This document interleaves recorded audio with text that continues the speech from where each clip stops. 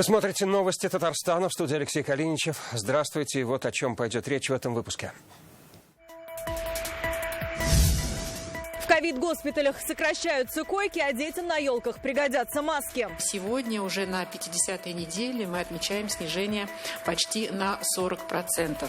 Об эпидситуации в республике расскажет Алия Хайрудинова. Предновогодняя сессия. Мечтает о ноутбуке. Чем сегодня занимались депутаты Госсовета, увидел Дмитрий Аренин. Продуктовые наборы нуждающимся казанцам. Многодетные семьи, семьи, которые воспитывают особенных детей, неважно какого возраста этот ребенок, очень нужна поддержка. О благотворительной акции Ассоциации предпринимателей мусульман расскажет Иван Сарафанов.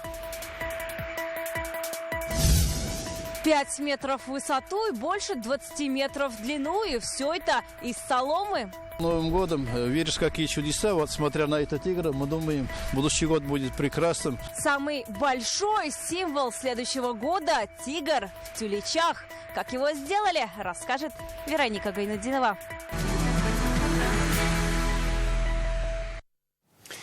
Синоптики объявили штормовое предупреждение. Так, завтра в Казани и местами в республике в первой половине дня ожидается сильный южный ветер до 22 метров в секунду. Ближе к вечеру ветер усилится до 26 метров. Ожидаются метели с ухудшением видимости до 500 метров. Снегопад, на дорогах заносы. Водители просят быть предельно внимательными.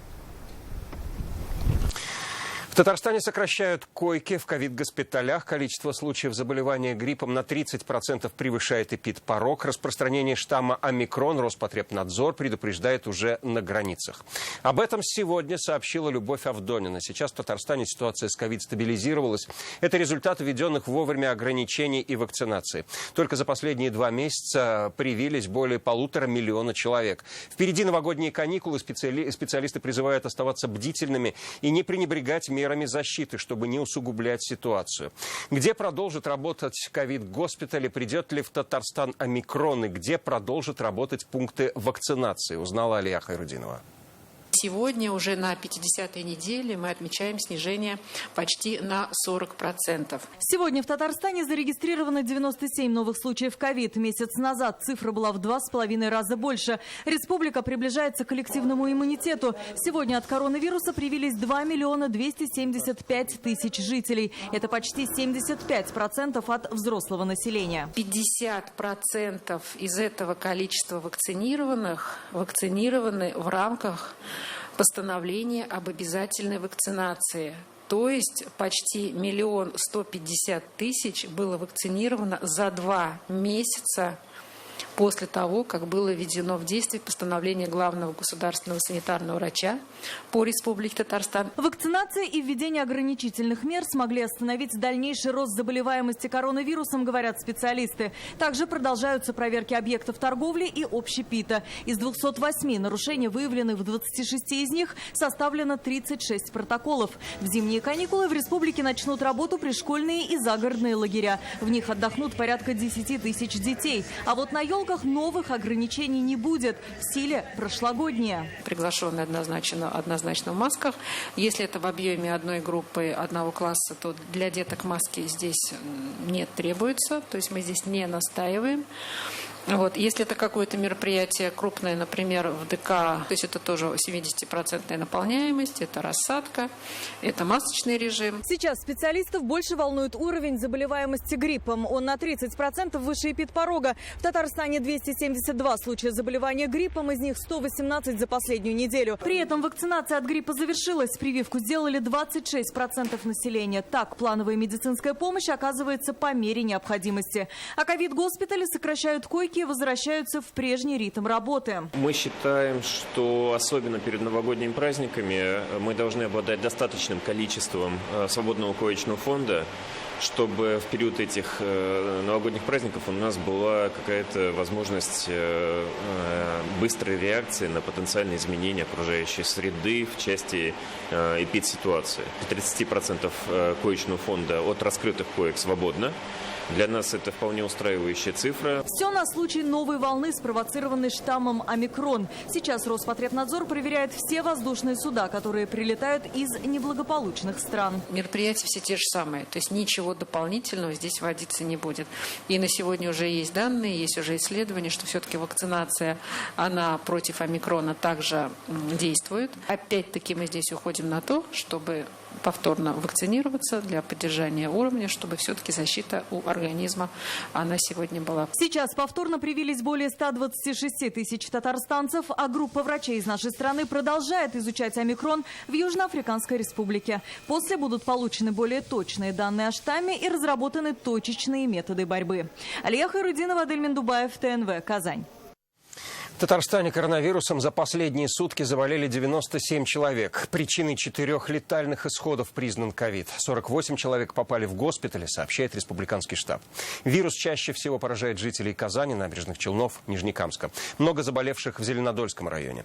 По стране 24 703 новых случая. 988 человек скончались от ковид. Накануне привились 4020 татарстанцев. В новогодней атмосфере сегодня прошла заключительная в этом году сессия Госсовета. Перед началом заседания депутаты и руководство Татарстана приняли участие в акции «Елка желаний» и скоро отправятся исполнять просьбы малышей республики. На самом же заседании парламентарии рассмотрели ряд важных вопросов. Среди них очередной федеральный законопроект Клишес-Сокрашенинникова. На этот раз о реформе муниципальной власти.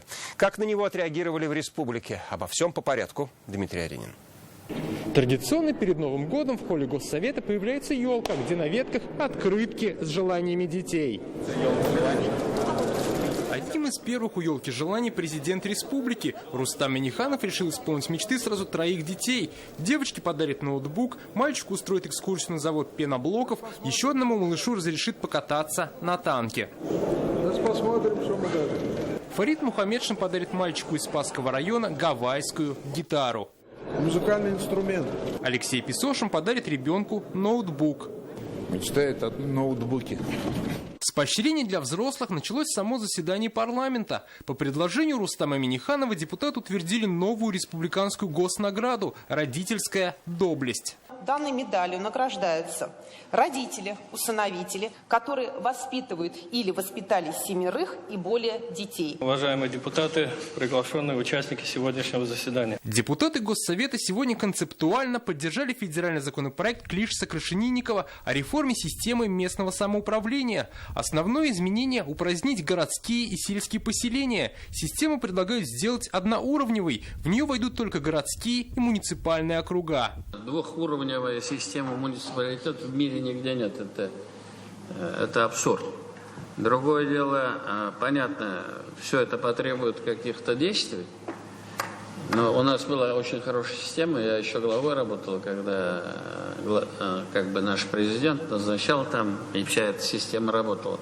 Сегодня я не сказал бы, что у нас система не работает, но она очень сложная.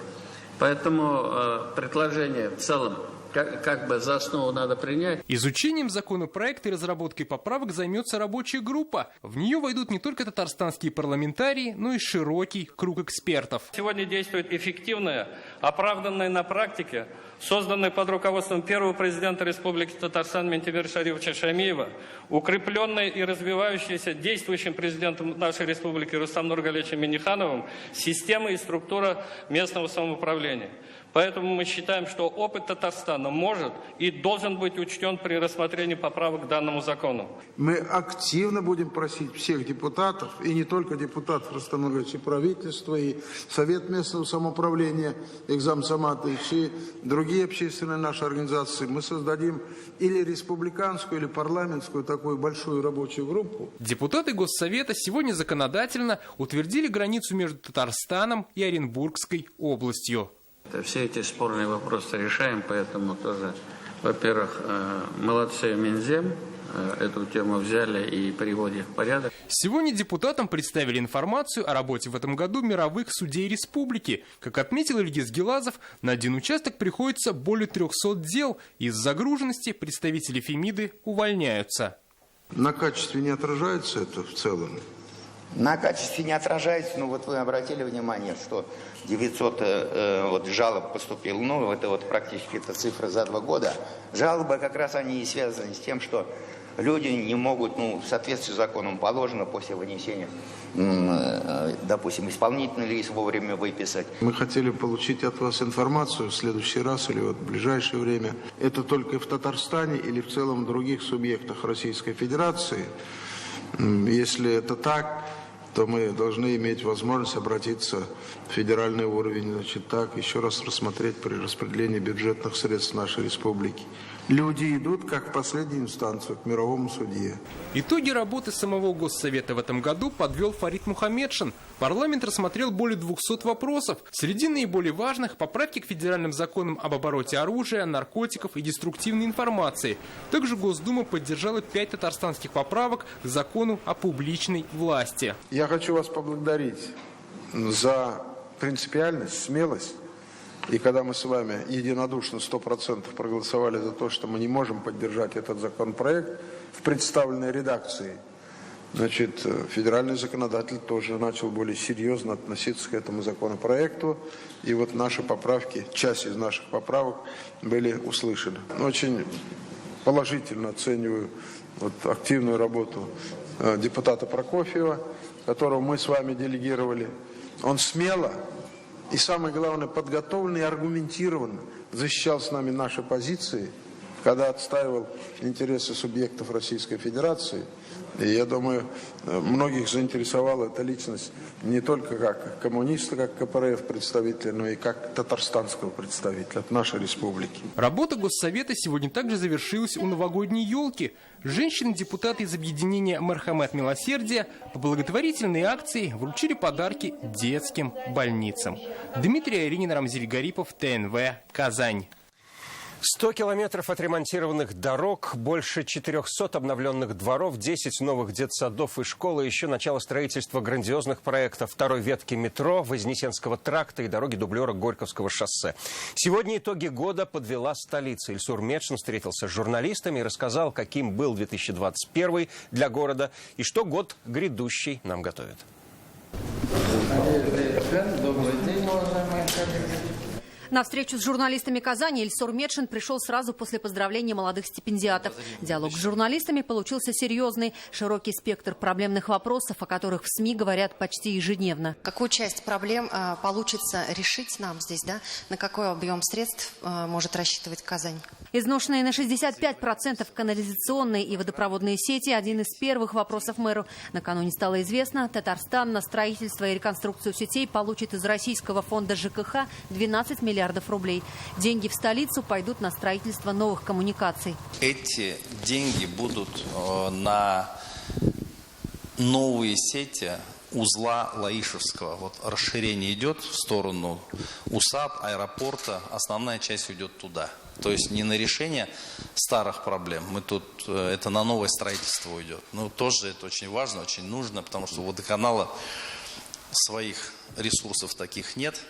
А строить новые сети надо, поскольку желающих приобрести новое жилье растет в Казани. Вслед за расширением территории города встает другой вопрос – инфраструктура. В этом году в столице в порядок привели более 100 километров дорог. Достраивают Большое Казанское кольцо. Прошлогодняя мечта мэра почти сбылась.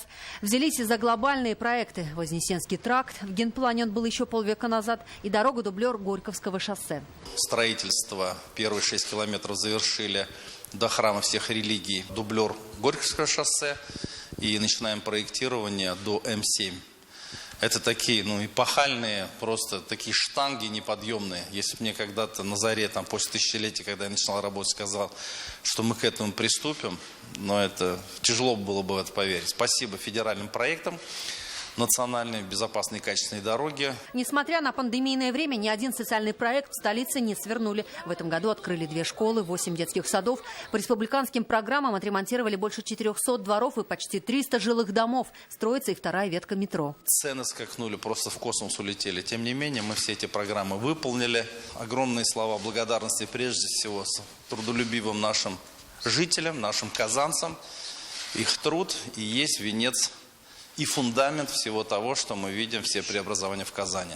Слова благодарности президенту республики Рустему Нургалиевичу Миннихану, нашим коллегам из правительства республики. В завершении предновогодней встречи с журналистами Ильсур Метшин рассказал о том, как у него в семье обычно проходит Новый год, и признался, расслабиться не может вплоть до окончания праздничной декады в ожидании сильных снегопадов или коммунальных аварий. Волшебного ничего настроения нет.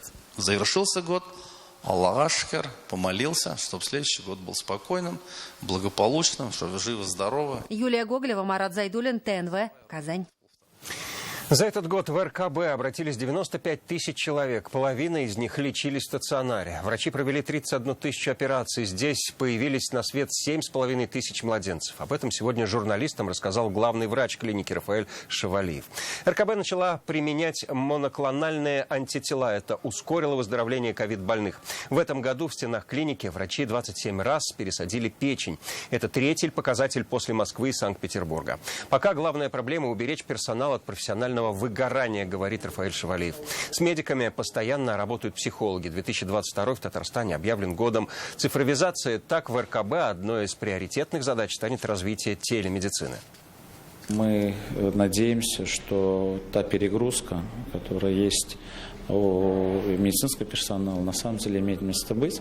И в ближайший год ожидаются внедрение информационных технологий, позволяющих высвободить время на оформление документации. Надеемся, телемедицинские технологии обеспечивать будут доступность там, где, независимо от того, где человек проживает. Девочка, которая выжила, как доктора ДРКБ совершили новогоднее чудо. Читайте в интернет-газете «Реальное время». Президент Татарстана сегодня принял участие в заседании Госсовета страны и Совета при президенте России по науке и образованию. В режиме видеоконференции встречу провел Владимир Путин. Ее приурочили к завершению года науки и технологий. И, как заявил глава государства, развитие России и ее регионов возможно только вместе с наукой. Именно поэтому на протяжении 2 десятилетий особое внимание уделяли укреплению высшей школы в регионах. В результате число вузов, которые ведут научную деятельность, выросло почти втрое. Еще одна важная тема встречи – наращивание инновационного потенциала субъектов. От этого напрямую зависит благополучие и качество жизни жителей страны. Безусловно, мы должны учитывать растущий запрос людей на обновление городов, населенных пунктов в целом, на основе современных технологических, экологических стандартов, на широкое использование передовых научных разработок в повседневной жизни. Рустам Минниханов сегодня встретился с волжским межрегиональным природоохранным прокурором Александром Илюшиным. Обсудили реализацию национальных и федеральных проектов, укрепление законности и правопорядка в сфере охраны окружающей среды, природопользования в Волжском бассейне и другие актуальные темы. В Казани сегодня чествовали лучших предпринимателей республики. На предновогодней встрече в торгово-промышленной палате представителям бизнес-сообщества вручили премию имени Александра Таркаева. Ее называют народной. Победителем может стать лишь тот, кто добился успеха своим трудом и кого выбирают онлайн-голосованием. В этот раз на соискание премии были выдвинуты 25 человек. В финал прошли 5. Каждый из них, кроме основного дела, активно занимается благотворительностью. Обладатель премии, предприниматель Андрей Балта, даже пообещал отдать на благотворительность весь свой выигрыш.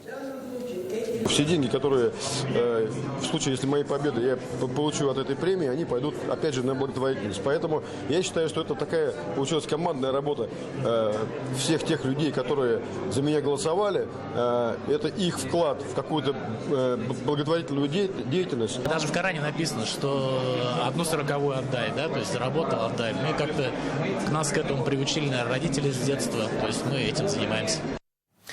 В ТПП подвели итоги года. Благодаря активной работе бизнес-сообщества в экономику республики было инвестировано больше 650 миллиардов рублей. Больше 130 новых компаний начали сотрудничать с торгово-промышленной палатой республики. Они занимаются как традиционными видами бизнеса, так и новыми – разработкой сервисов и IT-продуктов. Нам сейчас надо так больше привлекать молодежь к бизнесу, с тем, что она нашла свое место. При этом рост квалификации, образования, интересные дела. И мы будем продолжать эту идею, которая нам вот уже выходит, будем говорить так, мы ее будем продолжать и на следующий год. Поддержка президента есть.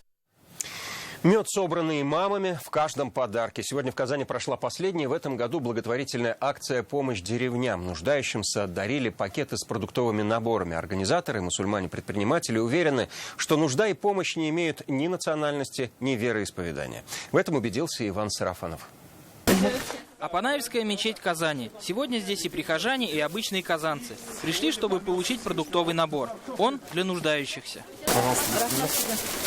Благотворительная акция от Ассоциации предпринимателей мусульман. В каждый пакет меценаты в виде сюрприза положили баночку меда от имамов республики. Фасовали сладкий подарок мамы детей с ограниченными возможностями здоровья. Хотим выразить от лица всех родителей, детей-инвалидов, инвалидов 18+, огромную благодарность за такой шикарный большой продуктовый пакет. Обычно фонд проводит такие акции в сельских районах. Сегодня решили поддержать казанцев. Кроме продуктовых наборов, предприниматели-мусульмане собрали 300 тысяч рублей на проведение операции. У нас благотворительный фонд АПМРФ, он собирает средства садака и средства закята. И вот один из наших друзей, он внес средства и попросил вот их распределить. И сегодня как раз вот эти 300 тысяч рублей будут переданы человеку, нуждающимся. Он нуждается в проведении медицинской операции, и сегодня, Аллах берса, мы это все проведем. Кроме Апанаевской мечети, предприниматели-мусульмане помогли сегодня и нуждающимся в мечети Миргазиян. Всем продуктовый набор. Данная акция проводится в нашей мечети впервые. Среди прихожан нашей мечети есть нуждающиеся. Продукты будут розданы нашим прихожанам, а также другим нуждающимся людям. Продуктовый набор словно новогодний подарок, говорят многодетные мамы и мамы особенных детей. В пакете крупы, чай, сладости. Многодетные семьи, семьи, которые воспитывают особенных детей, неважно какого возраста этот ребенок, очень нужна поддержка, не только моральная, иногда и финансовая, в виде тех же продуктовых наборов, которые мы сегодня получили. Тем более в канун такого праздника дети очень будут рады. Таких благотворительных акций ассоциация в этом году провела десятки. Помощь получили больше 2000 нуждающихся. Иван Сарафанов, Вадим Илларионов, ТНВ, Казань. Сегодня в Казани состоялось награждение победителей и финалистов Всероссийского журналистского конкурса «Татар-Рухэ Хэм Калем» на лучшее освещение жизни и деятельности татарского мира. Он прошел в 10-й раз. Жюри просмотрело 80 работ в 3 номинациях. Работу нашей службы новостей оценили за цикл материалов еженедельной рубрики «Айда Татарстан». Объединение «7 дней» стало победителем с проектом «Вехи истории» о столетии ТАССР. Также отметили работы наших коллег из программы КМСГТ и авторов фильма «Мы татары». Именные стипендии мэра Казани получили 90 талантливых студентов, спортсменов и воспитанников школ искусств. В этом году на соискание гранта подали 300 заявок. Среди награжденных учащиеся энергоуниверситета Василий Басенко, разработавший новый, более безопасный метод диагностики трансформаторного оборудования. Студентка Института культуры Иддалия Зиганшина разработала методику преподавания хореографии в творческих инклюзивных коллективах. Сегодня в Казани открыли центральную елку. Ее установили на площади рядом с Казанским семейным центром. Высота красавицы 35 метров. Дед Мороз, Снегурочка и QR-коты помогли новогоднему символу заиграть разноцветными огнями. Сказочные персонажи устроили для детей интерактивные игры. Посетителей встречали гармонисты татарскими мелодиями. С января концертные программы будут проходить ежедневно. В Тюлечах смастерили самого большого тигра в республике. Это символ 2022 года. Он из соломы, фанеры, снега и льда. Над его созданием работали молодежь района и сотрудники разных компаний. Сегодня они же провели парад Дедов Морозов и Снегурочек и проехали по центру на самом необычном транспорте. На новогоднем параде побывала Вероника Гайнудинова.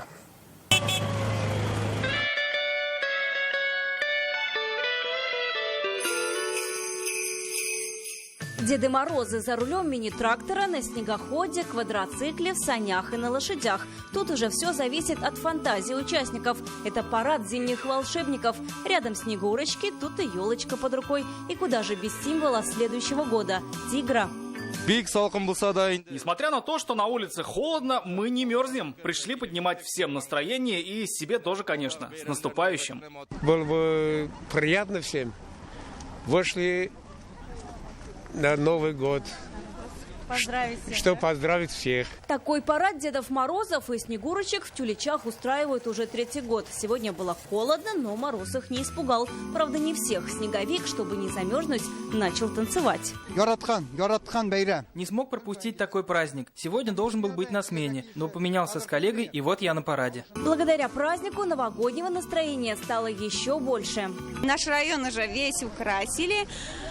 Вот видите, у нас очень большой символ года стоит в центре. Мы очень ждали этот праздник. В самом центре Тюлечей смастерили, как они говорят, самого большого символа следующего года – тигра. Он из соломы, а чтобы все было безопасно, покрыли противопожарным средством. Создавали его неделю. Этот необычный тигр 5 метров в высоту, 6 метров в ширину и больше 20 метров в длину. Тюлечинцы уверены, в 2022-м символ года принесет им удачу. 2021 год уходит в историю. Он был не совсем благоприятный в области сельского хозяйства для нашего района. Но несмотря на это, мы думали, посоветовались с молодежью районного центра, с нашими работниками различных предприятий и организаций и думали такую сделать огромного тигра. Перед Новым годом веришь, какие чудеса. Вот смотря на этот тигр, мы думаем, будущий год будет прекрасным. Тем более новогоднее настроение тюлячинцы уже создали. Теперь здесь ждут сам праздник, чтобы встретить Новый год еще масштабнее. Вероника Гайнудинова, Алмаз Зиадинов, ТНВ. Тюлячи. На этом пока все. Больше новостей вы найдете на наших ресурсах в интернете. Всего вам доброго. До встречи.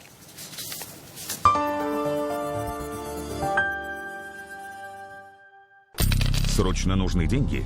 Мы поможем. Порадуйте себя и близких уже сегодня. Оформите заявку в офисе вашего города или на сайте centrofinance.ru. Телефон 8 800 777 37 37. Nissan в РРТ купил. Скидку 200 тысяч и резину получил. Автоцентр РРТ 212 30 10. Светлая долина. Старт продаж новых домов. Забронируйте квартиру на сайте akbarsdom.ru и по телефону в Казани 212 26 76. АО «Тата Агролизинг» осуществляет продажу новой ИБУ сельхозтехники. Отдел продаж по телефону в Казани 203 86 02.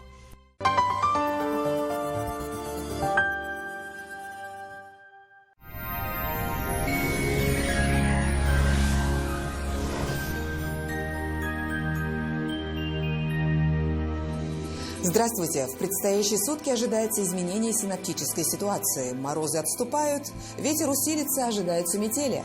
Об этом чуть позже. Не откладывайте заказ вашего нового шкафа-купе.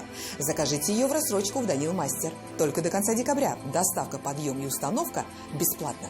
3D-проект шкафа в день обращения. Звоните 2-167-166.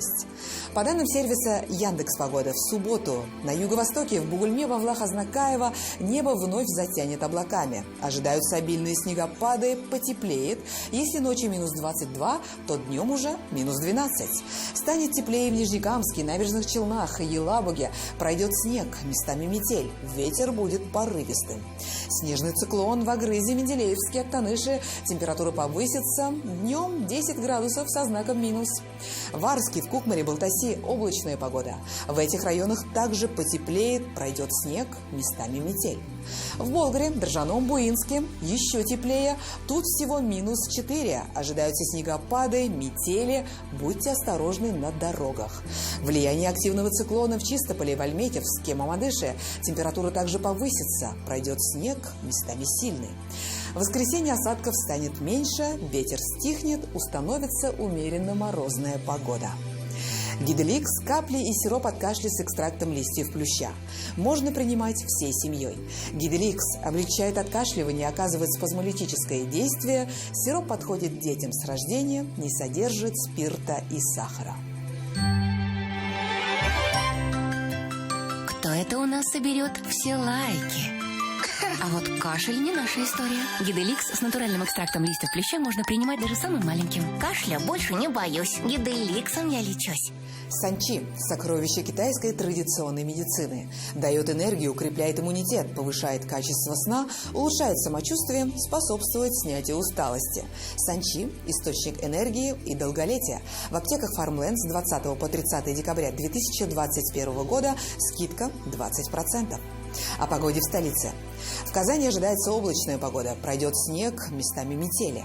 Ночью минус 15, а днем температура повысится до минус 6. Ветер юго-восточный усилится до 17 метров в секунду. Атмосферное давление 749 миллиметров ртутного столба. Влажность воздуха 83%. Магнитное поле Земли спокойное. Все ближе новогодняя ночь, и самое время подготовиться к встрече главного праздника. Приятных вам хлопот. До свидания.